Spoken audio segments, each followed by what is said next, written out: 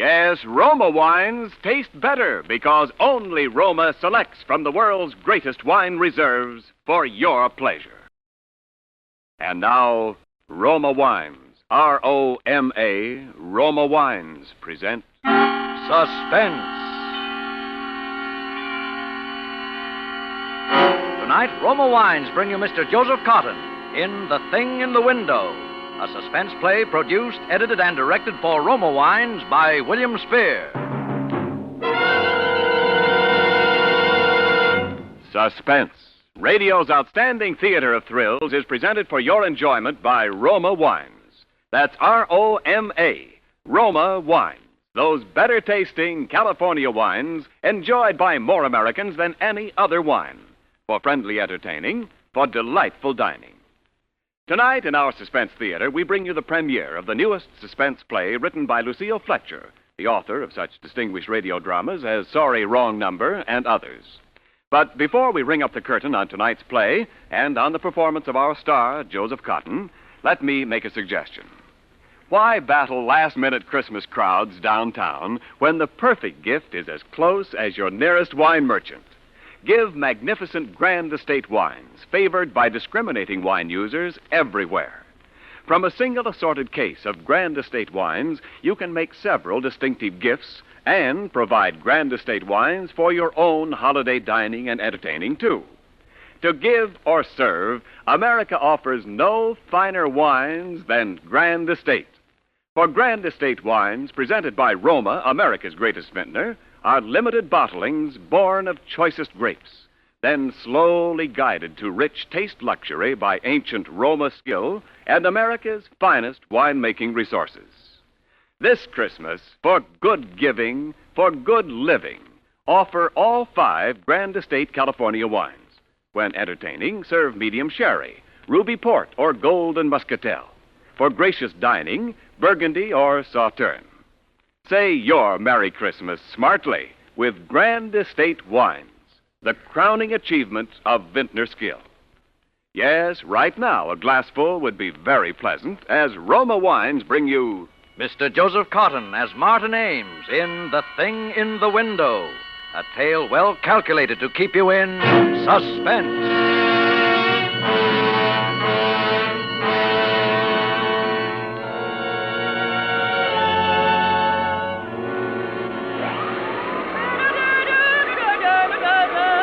Mary, Yes, Mr. Ames? turn that vacuum cleaner off for a minute, will you? And come over here. I want to show you something.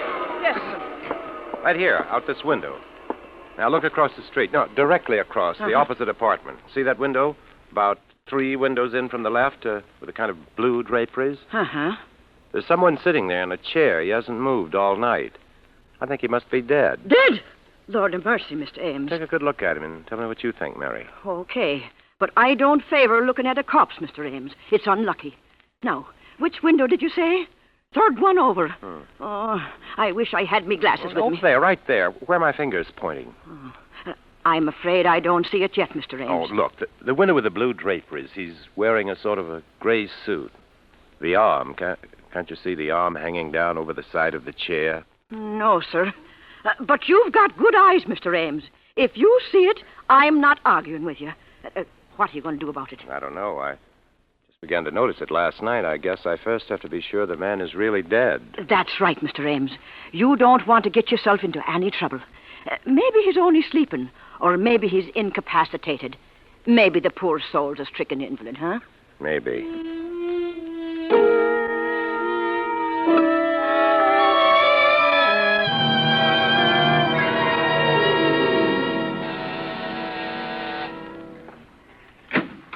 Yes? Hello, I'm Martin Ames.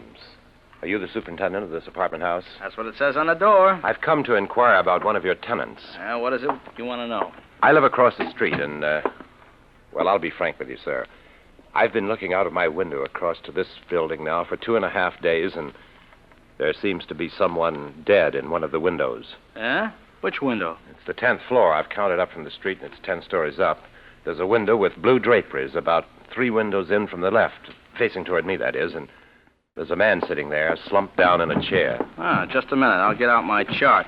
10th floor up from the street, huh? Well, that's really the 9th floor. The lobby counts one. We got 2 apartments there along the front of the house. It's in the front, yeah? That's right. Now. 3 windows in from the left. That'd be 9B, a 4-room. Oh, that couldn't be right. 9B is 2 ladies. You say this is a man? Yes, the face isn't clearly visible. The head slumped forward. But he's wearing a gray suit, and he's sitting in a high wing-back chair. I don't place him. Oh, maybe he doesn't belong in the house. Maybe he was visiting somebody. As I say, this is all conjecture, of course. He may not be dead, but I've watched him a good deal. I'm home a lot in the daytime. My profession, the stage, doesn't take up too much of my time, and it looks mighty suspicious. Okay, I'll check on it. Don't mind if I stick around? Oh, no, sit down. I'll give 9B a ring first on the house phone.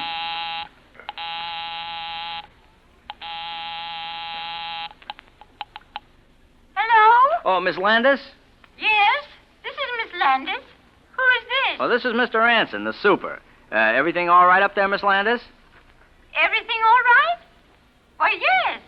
Yes, of course. Okay, Miss Landis. Thanks very much. Thank you. Well, that's that. No soap on 9B.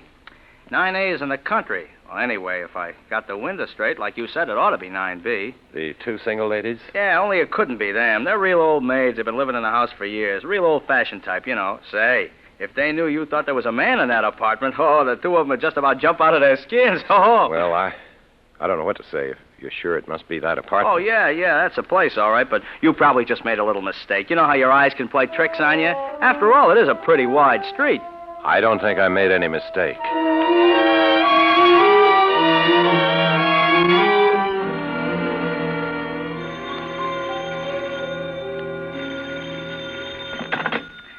Anson speaking. Oh, hello, Mr. Hanson.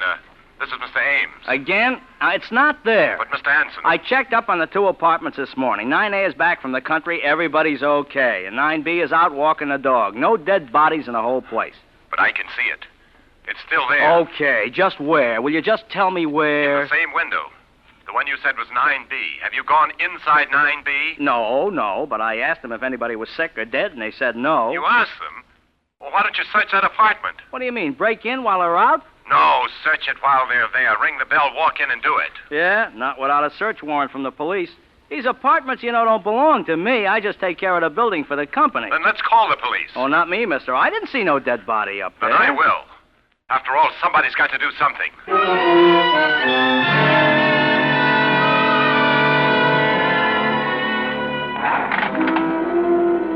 I still maintain, officer, these 2 sisters are as refined ladies as you could find anywhere. High class, nice, church-going ladies. They used to teach school up here at PS 33. Yeah, well, that don't mean a thing. As it happens, there's a play on Broadway right now in which 2 nice old ladies commit murder after murder. And they got a dog in there. Now, will you tell me one dog that would stay for almost a week in a flat with a dead person? I'm not telling you anything. All I know, this gentleman, Mr. Ames here, reported a stiff over here. And if he says there is one, there is. Until it's proved different. Right, Mr. Ames? Well, I keep seeing the thing day in and day out. I'm not working at the moment and being home so much. None of the other neighbors have complained. Dead bodies ain't exactly... Oh. It's, right this way, please. I hope they're home. If they ain't home, you got a pass key, haven't you? Well, yeah, we're not supposed to use it, though, unless for an emergency. This is an emergency. The dog bite? Sometimes. Sit down, Buster. Sit down. Yes? Who is it? I'm awfully sorry, Miss Landis, but there's been some kind of mix-up. These 2 gentlemen want to look over your apartment. But why? It's not for rent. Oh, I know. It's just, they want to search around and check up Come on. Cut out the palaver. Hey, look, lady.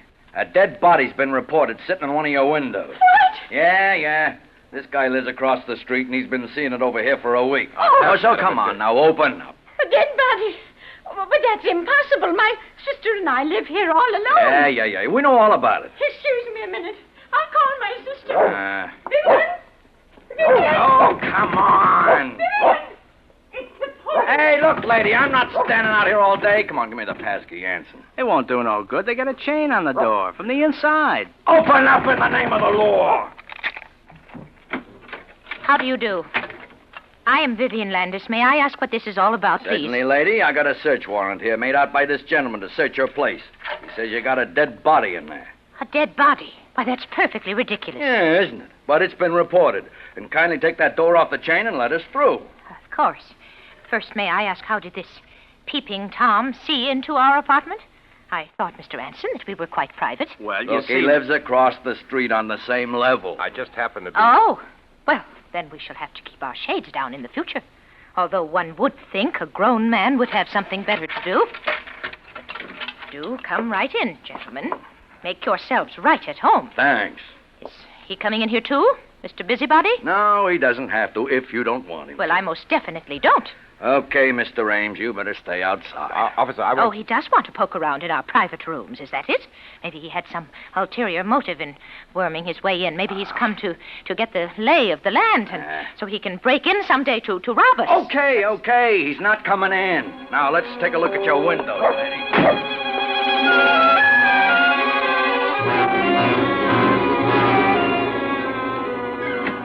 Yeah, I know. I'm sorry. Okay. Hey. Yes, officer.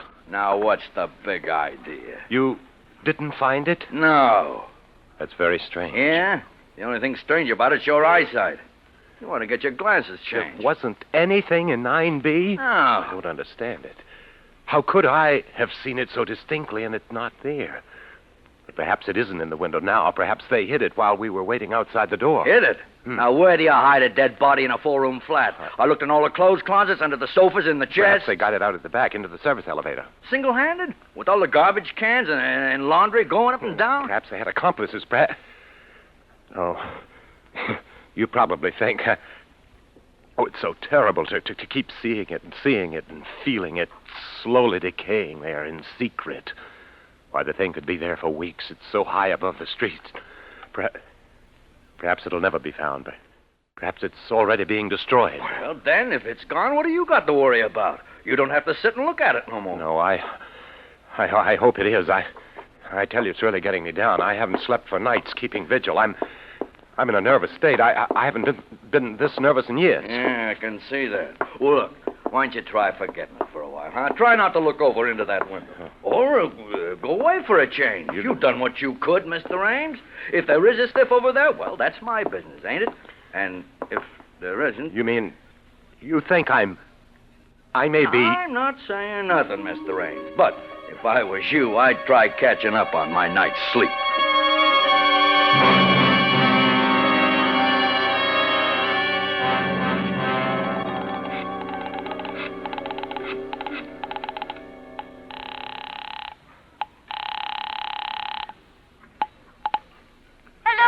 Miss Landis, I'm sorry to disturb you at this time of night, but I'm desperate. I haven't anywhere else to turn. What? Who is this? This is Mr. Ames, Martin Ames, your neighbor, the one across the street. I was in your apartment yesterday morning with the police, or rather, I was almost in your apartment. Your sister wouldn't let me in. Oh. Now, please don't think me a pest, Miss Landis. I don't mean to annoy you. It was only because I was so desperate that I initiated that search. It's quite all right. Goodbye. No, please don't hang up, because it's worse now than it ever was. Miss Landis, I've been sitting here opposite your apartment, staring into your windows, and I'm only asking you to help me, Miss Landis. Help me just a little. Help you? It's still there, Miss Landis. What is still there? The dead body in your window. Oh, but there isn't. How dare you? When the police... I know. I know now it hasn't anything to do with you. But would you do me just one favor, Miss Landis? Would you go into your living room and just check once more? Oh, I won't. I'll do nothing of the kind. You're out of your mind. Oh, perhaps No. I am, Miss Landis. That's what I'm trying to find out. Then perhaps your sister Vivian would help me. She's not at home. Oh, Lord. And anyway, I don't see how you can see in. I pulled the shades down in there yesterday morning. I know. They're all down still. Well, then how can you see? I can't. At least not the actual body. It's just a silhouette. I'm not maligning you or your sister, Miss Landis. If there's someone dead in there, it's not you who are doing it. But think of me. If you could just be here and look over there and see the shadow of those quiet fingers, and that shoulder, and that head. Oh, please! Stop it! Stop it! It's not here! It isn't! Tell me just one thing, Miss Landis. There is a chair by that window, though, isn't there?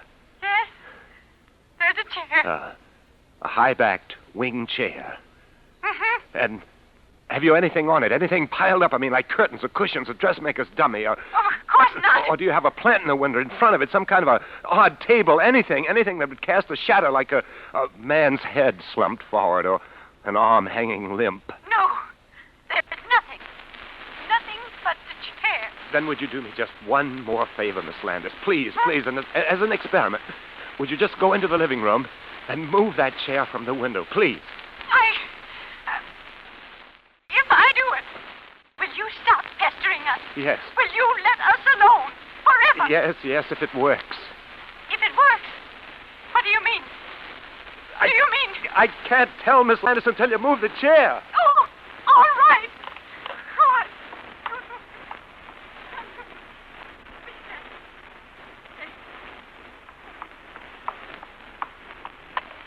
Hello. Yes. I moved it away from the window. It's at the other end of the room, and there's nothing in it. It's empty. Oh, I see. Well, thanks very much, Miss Landis. I know what I have to do now. You mean? Yes, Miss Landis. It's still there.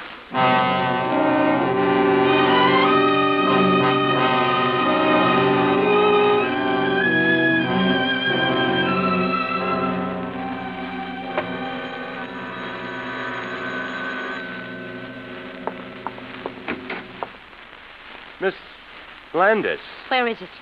I want to see it at once. Oh, yes, Miss Landis. Come in. I hope you'll excuse my appearance. I've just passed another sleepless night. So has my sister, and so have I. What do you mean by all this business, Mr. Ames? You have frightened my poor sister nearly to death. Seeing things that aren't there when you know that they're not. I know they're not. Oh, I wish there were. I wish to heaven I'd never looked out that window. I wish those walls were solid stone and your walls... Oh. You are a sick man, Mr. Ames. Oh, am I? I wish I were, but I'm perfectly sane and well. I went to a psychiatrist yesterday, and guess what he told me? That there's nothing wrong with me, nothing. I can't believe that. But to you, I suppose it's a form of madness to persist in seeing this hideous image. But not me, Miss Landis. No. I finally come to an entirely different conclusion. And what is that? The supernatural. The supernatural? A ghost? What nonsense, Mr. Ames. Yes, I suppose it is nonsense to you. You've been a school teacher. Yes. You believe in logic and common sense, the things that give a pretense of solidity to this frail little life of ours. But I'm an artist. I've always had a feeling for the thing beyond, the intangible, the shadowy. We're children, Miss Landis. Children playing along the edge of the ocean. We laugh and toy with the waves and mock fright. But sometime one of us slips down into the darkness. Sometimes the depths rise and we glimpse the yawning fangs of the eternal. You put things rather oddly, Mr. Ames. Just exactly what do you mean? Simply this. I checked on that building with the real estate agents yesterday afternoon after I left my psychiatrist. And there was a murder. In our apartment? Well, the report didn't say. You know how they try to hush those things up. But it was a man, a young man, the lover of one of the tenants, a Miss Sweetser. Sweetser? Why, that's the name of the people who lived there before us. Oh. But, they were an elderly couple, Mr. and Mrs. Sweetser. I never saw any Miss Sweetser. She died. She was the daughter. She killed herself afterwards by jumping out one of the windows. Oh, perfectly awful. Rather a ghastly coincidence, isn't it? Was it out our window? Who knows?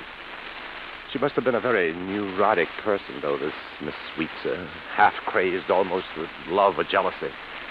I checked on the details in an old newspaper. Oh. She cut his throat, nearly decapitated him. It said that when they lifted his body out of the chair later, his head almost rolled. Excuse me.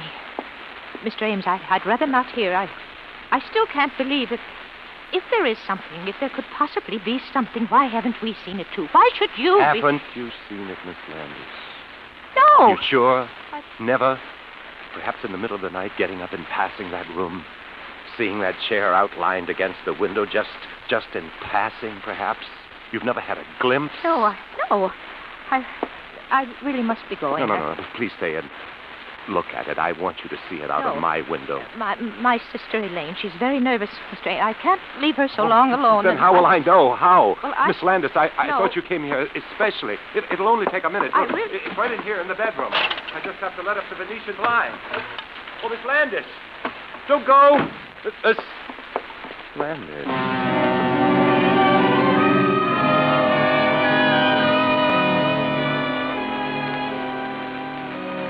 Hello. Oh, hello, Sergeant. This is Ames, Martin Ames. I just called to let you know. I think you're right about that good night's sleep. Yes, I'm going away tomorrow for a long rest, shutting up my apartment. Yes, I'm all tied up in knots. I don't know what to think. Oh, they did.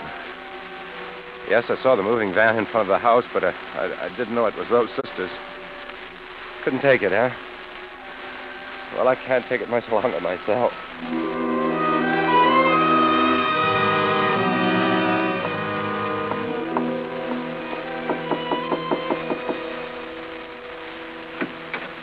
Whoa, Marty. Bravo, bravissimo, boy.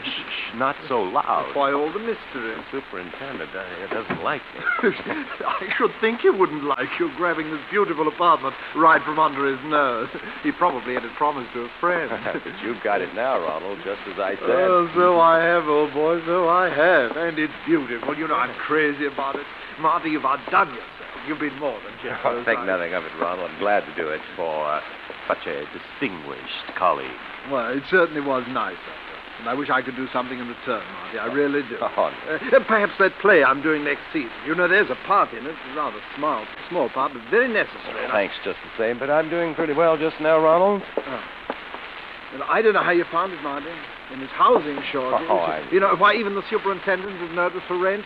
When your call came to my manager, I left rehearsal. I wouldn't trust it to anyone but myself. I left the whole cast just standing there when I came over. And when I asked this gloomy character, Anson, he said he'd heard nothing about it. I insisted, of course. I told him who I was. Finally, he called up. Sure enough, it seems these two sisters who lived here just decided to move out. Really? Well, say, I hope you didn't mention my name, though. If Anson known that I tipped you off. Oh, no. You asked me not to. Anyway, I think my own name was enough. Oh. Seriously, Marty, how did you know? Were they friends of yours? Oh, no. It's a rather long story. Here, let us sit down, shall we, in the living room. No. You take the chair. I guess they must have left that when they moved out. No, thank you. Well, to be frank, Ronald, I got this apartment by a ruse. A ruse, Marty? What kind of ruse? Oh, a pretty nasty one. I frightened the last tenants away. I told them I saw a dead man sitting here in this window. No, not really. How clever of you. Of course, there was one. Oh, no. You see, I live across the street, directly across, in that apartment there with the striped curtain. Oh? One night, just sitting there late, I got an amusing thought. There was a kind of shadow across this chair, the one that you're sitting in. It reminded me a little bit of a corpse. And it came to me that it might be fun to create a great part, a character, a corpse that wasn't there. I don't follow you. Quite. Some actors need a play, Ronald, to create a role. Others, the great ones, work out their own dramas. Mm-hmm. I proceeded to invent a part for myself. I was the eyewitness, the innocent bystander across the street who saw a corpse in here. And I kept seeing it, and finally, by the power of suggestion, it became real enough to frighten them away. Very clever. Wasn't it rather drastic? I'd always hoped we'd be neighbors, Ronald. As a matter of fact, the whole idea for this thing came to me that day in October when you turned me down for that part outside of Sardi's. Remember? You said you were looking for a place then. Did I? Oh, yes. It was then I thought how nice it would be to see you right across the street, sitting in this window. I simply had to bring it about. Well, No, Ronald. Don't get up yet. I'm not through. Really, oh boy, I'm afraid the gang at the theater, you know, they don't even know that I'm here. They'll wait. People always wait for you, don't they, Ronald? I could call them for you, of course, but the phone's been disconnected. Well, I'm afraid that I'm... which way's the door, old boy? Now, really, Marty, it's been very kind What's of the you. matter? Don't you like the apartment, Ronald? Aren't you going to take it after all my work? Oh, yes, I like it very much, but the door's locked. Yes, Ronald. I'm afraid you'll have to find your way out alone. Yeah. That'll keep you quiet. Silence always became you better than all that ranting and glibness and charm, Ronald. And now I've got the part for you. A part to end all parts. You play it entirely in a chair. There isn't much action, not a line to say. You just sit, Ronald. You sit in this chair by the window. Yeah. It'll be the greatest performance of your career. You liked to hog all the fattest roles for yourself, didn't you? Well, this is a part that's been talked about up and down this street for weeks. You'll play the part of a ghost. A corpse that never was. A hallucination in my brain. And who'll be your audience? I will. I, the insignificant, outmoded ham who wasn't fit to appear in your precious plays, but good enough to put you here, Ronald. Who's the better actor now, Ronald?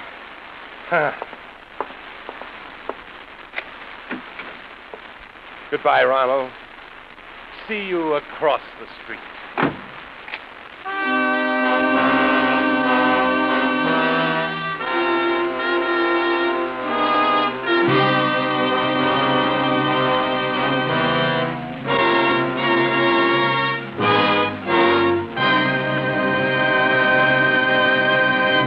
Suspense. Presented by Roma Wines, R-O-M-A, Roma, America's favorite wine. And now this is Ken Niles with a curtain call for the star of tonight's play, that perennial suspense favorite, Joseph Cotten. Joe, tonight marks your 7th appearance on Suspense in less than 3 years, making you our all-time champion guest. No Cotten shortage on Suspense, Ken. And no shortage of suspense when Cotton's on hand either. In appreciation of those 7 stellar performances, here's a Christmas present for you, Joe. Please accept this gift basket of Grand Estate wines from your host, Roma, America's greatest vintner. Thank you, Ken. And you're an outstanding host this Christmas when you serve these magnificent Grand Estate wines. For Grand Estate wines reflect the host's desire to offer only the finest. Grand Estate wines delight the most discriminating guests, whatever the occasion. I'll remember that, Ken. And don't forget, Grand Estate wines make ideal gifts, friendly, thoughtful gifts, in perfect taste. Yes, for gift or guest, America offers no finer wines than distinguished Grand Estate wines. For the holidays, keep on hand all 5 Grand Estate California wines. When entertaining, serve medium sherry, ruby port, or golden muscatel. For gracious dining, Burgundy or Sauterne. Each limited bottling of Grand Estate wine, carefully selected by Roma, is a wine outstanding in rare taste pleasure. So this Christmas, give or serve the finest. Grand Estate wines, the crowning achievement of vintner skill. Well put, Ken, but I must know one more thing. What about next Thursday's show? Well, it's a double threat show with the honors going to 2 distinguished ladies. It's called Philomel Cotten. The author is England's #1 feminine mistress of the art of suspense, Agatha Christie. And our star will be the most provocative European leading lady to visit our shores in many a moon, Miss Lily Palmer. Well, I've never missed a Suspense show yet, and certainly next week sounds even more intriguing than usual. Good night.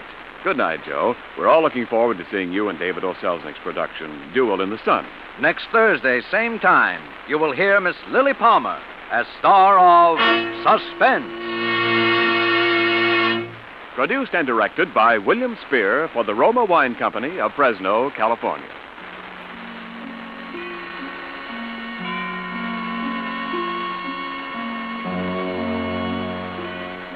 Stay tuned for the thrilling adventures of the FBI in peace and war, following immediately over most of these stations. This is CBS, the Columbia Broadcasting System.